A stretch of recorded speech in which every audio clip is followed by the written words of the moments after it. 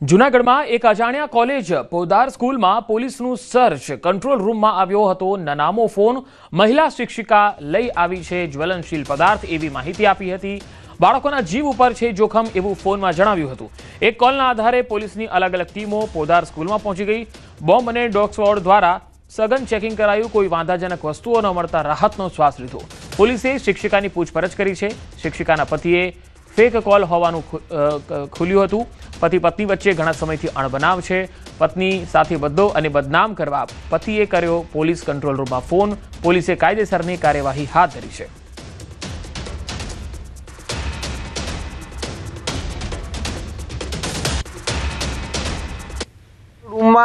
एक फोन अजाण्या व्यक्ति द्वारा करवामां आव्यो अने पोदार स्कूल में एक महिला ज्वलनशील पदार्थ लईने आवी छे तेवी माहिती मळता ज पोलीसनो काफलो અહીં દોડી આવ્યો હતો।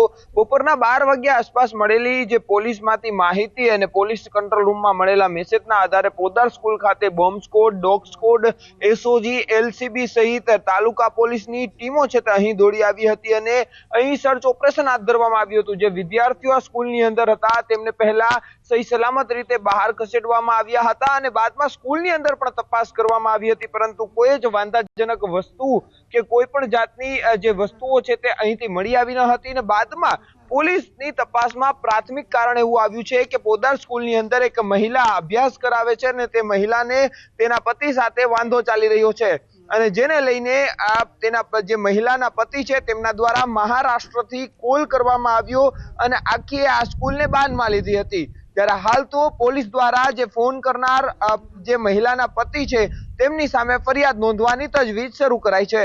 અમાર બખાઈ ન્યૂઝ 18 ગુજરાતી જૂનાગઢ।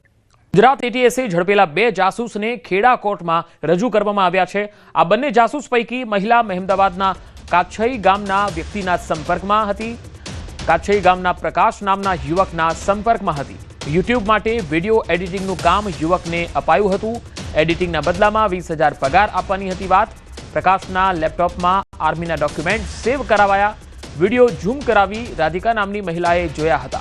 રાધિકાએ દિલ્હીથી પ્રકાશને કુરિયર મારફતે રાઉટર, ચાર્જિંગ કેબલ અને ડિવાઇસ મોકલ્યા। 23 નવેમ્બર 2024 થી 19 માર્ચ 2025 સુધીમાં 5 વાર સેના સંબંધિત ડોક્યુમેન્ટ મોકલાયા। આ ડોક્યુમેન્ટ સ્કેન કરાવી તેનું કોઈ એડિટિંગ કરી યુટ્યુબ પર ચડાવાયા ન હતા। પ્રકાશને શંકા જતા તેણે એટીએસ પોલીસનો સંપર્ક કર્યો। ગુજરાત એટીએસે કુલ 9 આરોપીઓ વિરુદ્ધ ફરિયાદ દાખલ કરી। હાલ 2 આરોપીઓ એટીએસે ઝડપી લીધા છે। મહિલાની શંકાસ્પદ ગતિવિધિઓની પ્રકાશે એટીએસને 3 એપ્રિલે જાણ કરી હતી। વધુ માહિતી મેળવીએ ખેડાથી સંવાદદાતા ઉમંગ મારી સાથે જોડાયા છે। ઉમંગ, જે વ્યક્તિ સાથે તે સંપર્કમાં હતી તેની પૂછપરછમાં વધુ શું વાતચીત સામે આવી છે?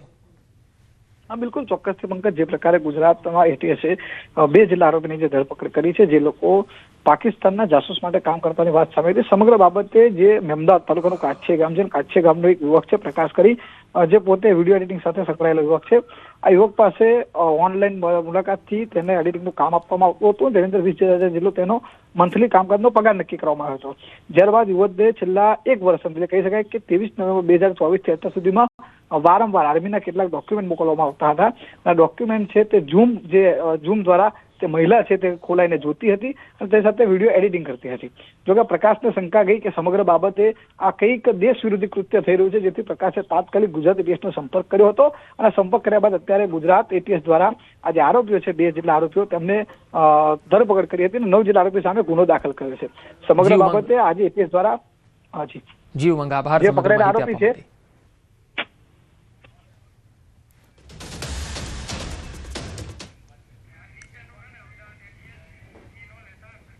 દેશની જાસૂસી કરતા 2 ગદ્દારો દબોચાયા છે। ગુજરાત એટીએસને મળી મોટી સફળતા। દમણમાંથી મહિલા, ગોવાથી પુરુષ જાસૂસની ધરપકડ કરી છે।